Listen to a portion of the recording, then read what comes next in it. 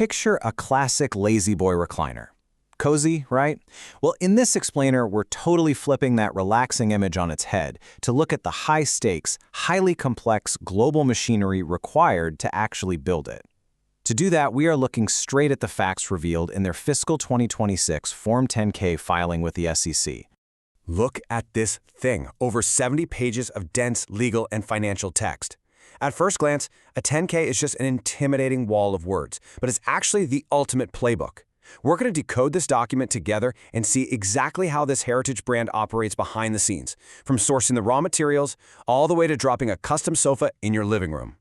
To make sense of it all, we've broken this massive filing down into 5 key parts: a century of comfort, making and moving furniture, how La-Z-Boy makes money, managing the money, and finally, risks and roadblocks. Let's get right into it. Part 1. A Century of Comfort. The Heritage of a Household Brand. So, checking the filing, Edward M. Knabush and Edwin J. Shoemaker actually kicked things off as Floral City Furniture way back in 1927, and they rolled out their very first recliner in 1928. I mean, think about that timeline. They are literally right on the doorstep of a massive, super rare century milestone in 2027. We are talking about a true heritage brand in every sense of the word.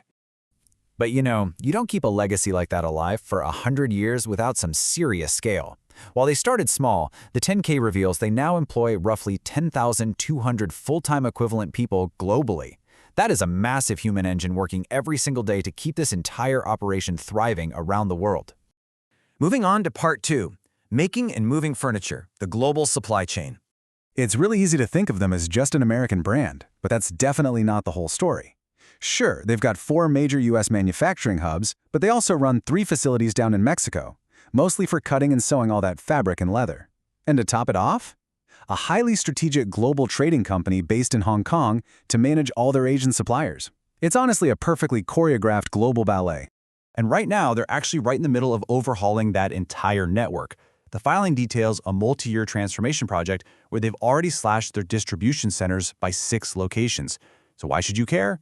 Well, shifting to 3 centralized hubs and utilizing these smaller cross-stocks basically means your custom couch gets to your house way faster, with a lot less miles traveled, and with way greater efficiency. Okay, before we get into the actual revenue numbers, we absolutely need to define backlog. In the SEC filing, backlog basically just means orders that are written up but haven't actually been delivered to a consumer yet. It's a crucial metric. It shows us the daily, ongoing balancing act of tracking all those incoming customer orders just waiting to be built and shipped out by those factories. To put that into perspective, at the close of fiscal 2026, their wholesale backlog was sitting at a staggering $74.9 million. Now, the filing does point out this was actually down from the year before. Part of that is great news because their delivery times got much better. But the other side of that coin is that consumer demand softened a bit, so deliveries were basically just outpacing new incoming orders. All right, Part 3, How La-Z-Boy Makes Money, the Revenue Channels. If you really want to understand how this business ticks, you have to look at their dual revenue model. It's a 2-pronged attack. On one hand, you've got the retail segment, that's them selling directly to you through 230 of their own company-owned stores. On the flip side, they run a massive wholesale segment, pumping out manufactured goods to independent dealers and third-party retailers everywhere. And their distribution strategy here is completely brilliant. Even within that massive wholesale side, a full 60% of those sales are flowing through dedicated proprietary La-Z-Boy spaces. We're talking independently owned La-Z-Boy stores or those dedicated comfort studios you see tucked inside larger furniture showrooms. They keep incredibly tight control over exactly how their brand is presented to the world.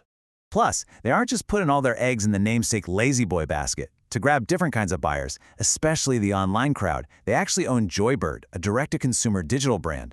Throw in other brands like England and Hammery, and what you've got is a highly diversified portfolio of comfort. Next up, Part 4, Managing the Money, Seasonality, and Working Capital. Now, you might find this pretty surprising, but the furniture game is actually highly seasonal. Demand totally spikes in the winter months. We're all stuck indoors, looking around our living rooms, deciding we desperately need a new recliner. Come summer, people are out spending their cash on vacations instead. Because of this massive dip, La-Z-Boy literally shuts down its domestic plants for a full week every single summer just to do routine maintenance. It's also super important to get a handle on their product mix. The 10K explains it like this. Wood furniture, which they call case goods, is usually bought in these big, expensive suites, making it highly sensitive to whatever the housing market is doing.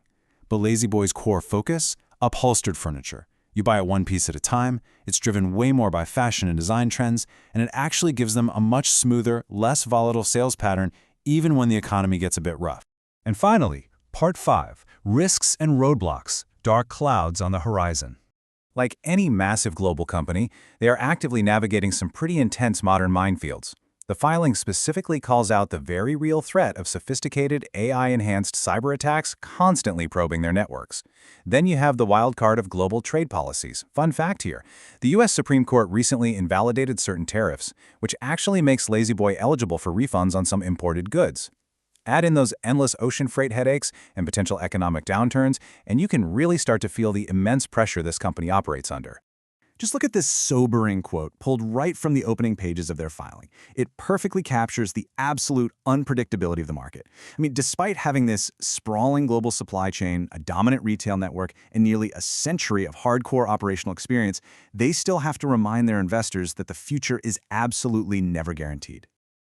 So as we wrap up this explainer, I want to leave you with this final provocative thought. La-Z-Boy is rapidly charging toward its 100th birthday. They are armed with modern data, completely revamped distribution hubs, and native digital brands like Joybird. But the ultimate question is, are they agile enough to conquer the next century of physical and digital retail? I guess we'll just have to wait and see.